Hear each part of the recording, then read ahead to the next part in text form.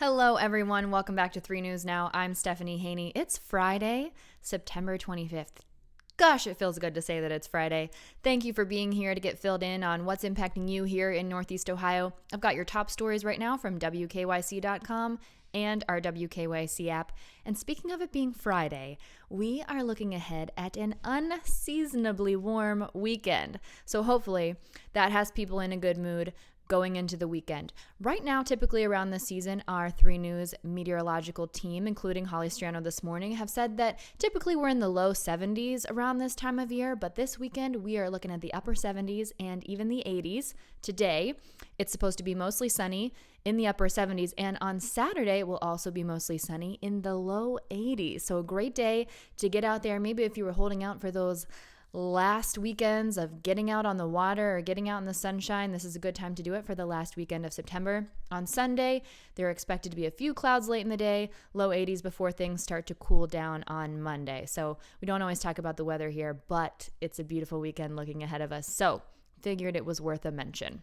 Here's some big news that happened late last night. The deadline for the census has been extended.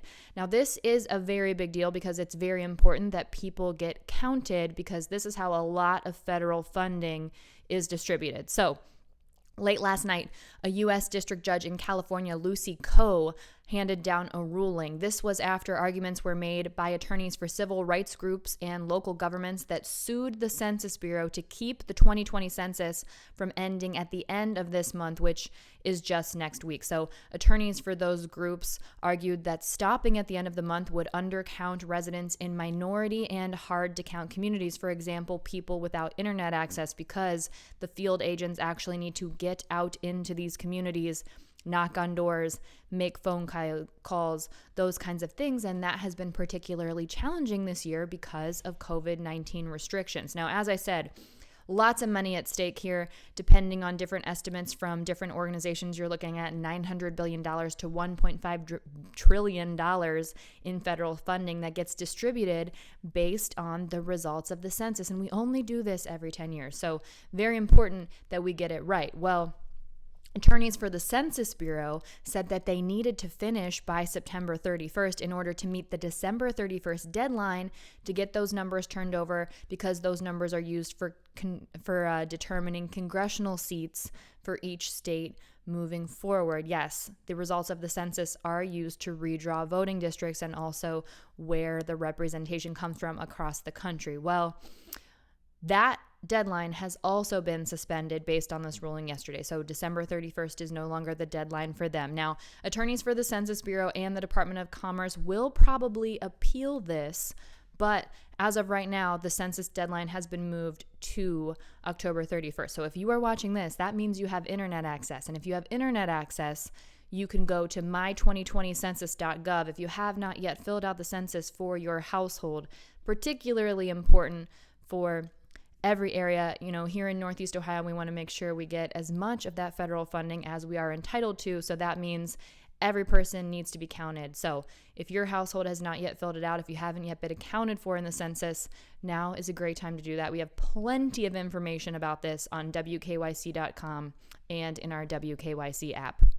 Now today, Friday, September 25th, is an historic day because Ruth Bader Ginsburg is making history today, even in death.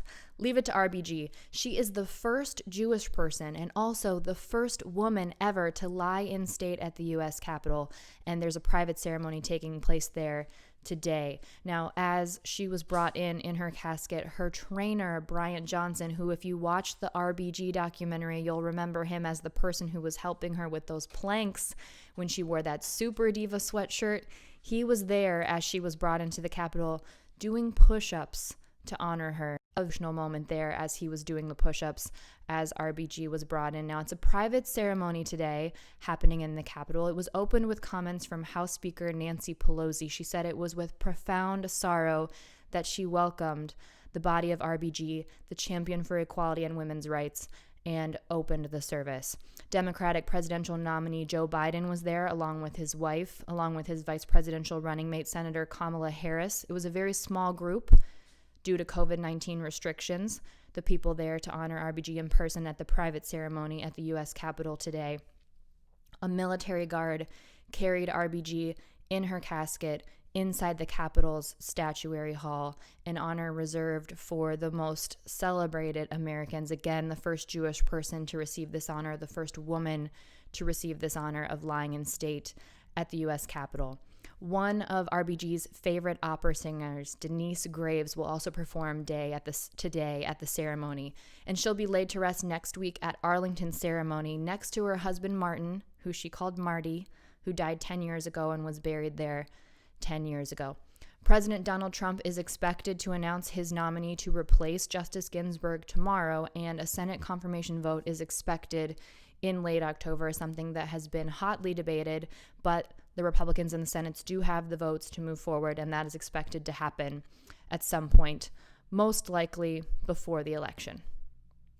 Speaking of President Donald Trump, here in Northeast Ohio, there's an organization that has put up a series of anti-Trump billboards in the area ahead of the presidential debate. So if you see those billboards and you're wondering where they came from, they were put in place by a group called Remember What They Did and the hashtag Vote Them Out campaign. This was organized by Cleveland natives Scott Goodstein and Jeff Rusnick, and also in collaboration with Washington, D.C.-based artist Robin Bell. Robin Bell is the artist known for video projections on President Donald Trump's Trump Hotel in Washington, D.C. So here in Northeast Ohio, there were a total of 9 billboards that have put up thousands of posters.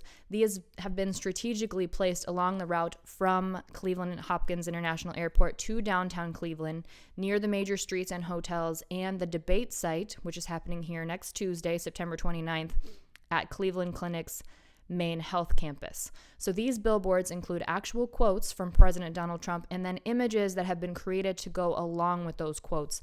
The topics on the billboard include issues like coronavirus, migrant children, and police brutality. The group says that the images show, quote, utter devastation caused by Trump's failures. President Donald Trump, however, has said repeatedly that he has done well in those particular areas, including coronavirus, immigration, and police brutality. The organization says that these billboards are part of an effort to get out the vote and voter registration, focusing on young people, African American people, and Latin voters who they say are frequently underrepresented at the polls and not reached with traditional political advertising. So definitely something different and out of the box here coming from this organization. They've also done this in Detroit, Milwaukee, Pittsburgh, and Phoenix.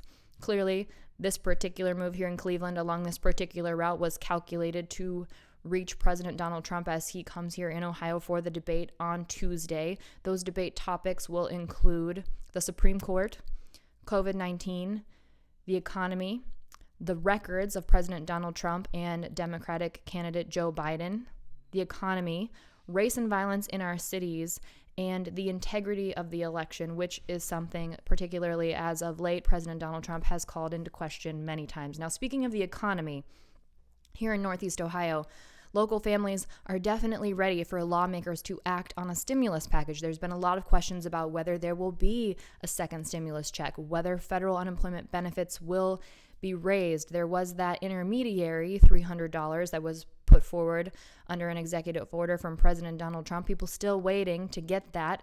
That is to be authorized from already existing federal funds. In some states, they've decided to add an additional $100 to that. Not so here in Ohio. Here in Ohio, that will only be $300. Ohio did not opt to contribute the additional $100, but a lot of people have been used to that $600 federal bump that came with that first stimulus package. One person particularly here in Northeast Ohio, his name is Tate Ricker. He was working as an audiovisual technician before he lost his job on April 1st.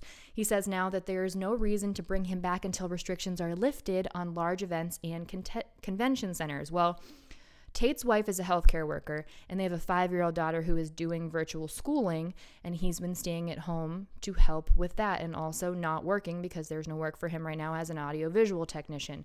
He said when that extra $600 federal unemployment benefit was available, he was able to pay for both his and his daughter's health insurance.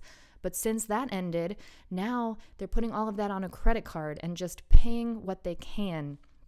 Tate says that something definitely needs to be done because there are a lot of people in much worse situations than he is, and he himself is not in a great situation. So here's what's kind of been playing out in Congress. House Democrats say that they are working on a smaller proposal to try and jumpstart negotiations with the Trump administration, as well as the Senate, which is controlled by Republicans. And if those talks fall through, however, the Democrats, which control the House, could still pass their new version of the bill next week. Now, back in May, the House passed a $3.4 trillion rescue bill, but that was dismissed by Republicans that said it was too large and unrealistic. Well, then Democrats cut that back to $2.2 trillion.